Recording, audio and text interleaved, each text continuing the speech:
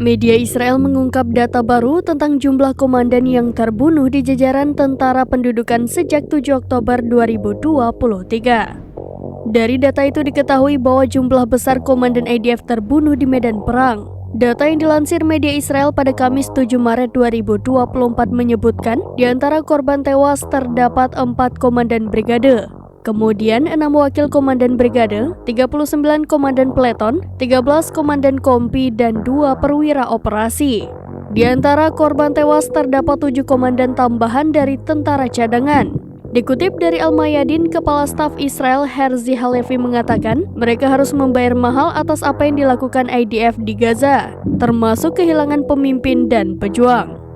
Media Israel sebelumnya mengungkapkan bahwa 650 tentara dari awak tempur Brigade Lapis Baja 401 tentara pendudukan telah terluka sejak awal perang di Gaza. Perang yang terjadi sejak 7 Oktober telah menimbulkan kerugian besar yang sulit ditanggung oleh tentara Israel.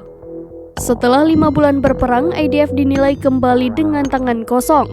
Bahkan tentara Israel disebut terjebak di selatan dan utara.